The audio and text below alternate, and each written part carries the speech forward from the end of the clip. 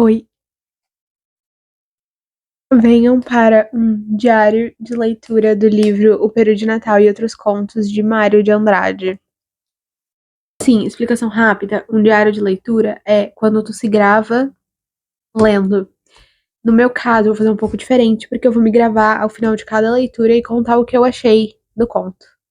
O primeiro conto se chama literalmente O Conto de Natal e eu não entendi bulhufas do que esse texto quer dizer. Ele começa com um cara, tipo, começa contando de uma festa de carros, era uma concessionária, um clube automobilístico ia dar uma festa e aí, tipo, um cara para um judeu e pergunta se ele vai na festa. E aí ele fala que não, e aí o outro pergunta, tá, mas não é Natal, e ele fala, deve ser, 24 de dezembro.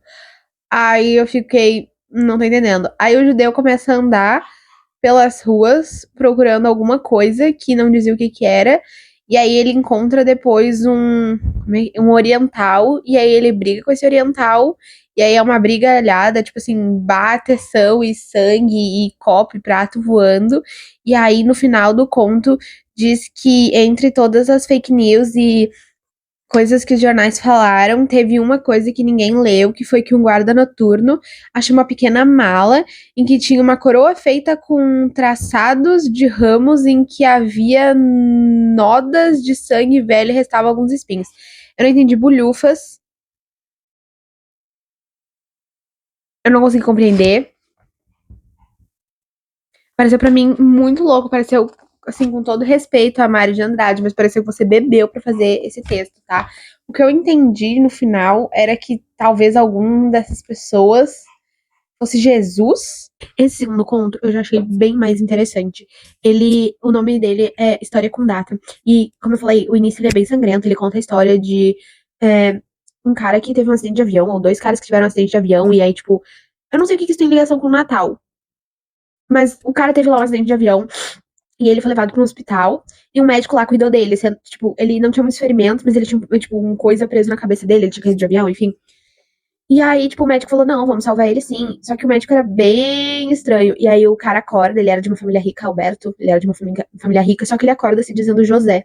E aí todo mundo fica assim: Ano, do que você tá falando? O médico tenta convencer ele de todas as formas: não, tu não é José, tu é Alberto. Tu é Alberto, tu é Alberto. E o médico, ele é muito estranho, tá sempre do lado do cara. Enfim, eu já achei que ele tivesse feito uma coisa muito pior do que ele fez, né? Mas tá. Aí o cara começa a se enlouquecer e ele fala: não, eu não sou dessa família, porque o médico leva ele lá pra casa da família. Ele fala: não sou dessa família, eu quero ver minha mulher. Aí ele vai atrás da mulher, faz todo um barraco lá, e no fim ele chama a mulher de assassina, fala que ele é José, e que, na verdade, ele não é José, mas ele fez uma promessa pro José que ele ia chegar nessa mulher e ele ia contar que ela é assassina, e que ele, que não é ele, mas que é ele, porque ele é José.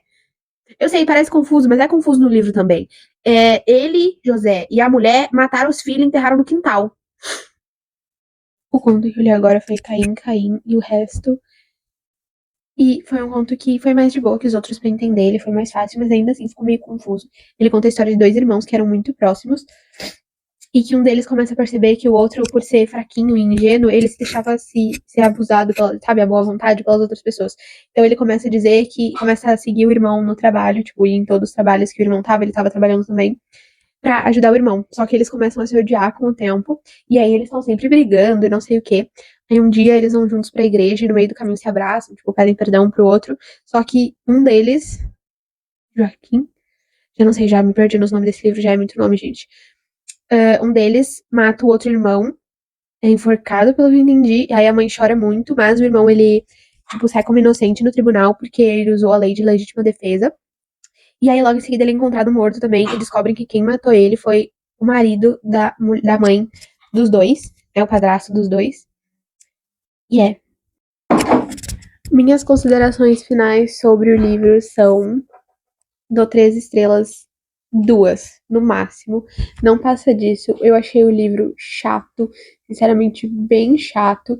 E, tipo assim, ele é complicado de ler. Ele não é complicado de ler por ter um palavreado muito difícil, muito pelo contrário, eu achei que o palavreado não teve nada muito, tipo, sei lá, que nem as leituras antigas, como Edgar Allan Poe ou alguma coisa assim.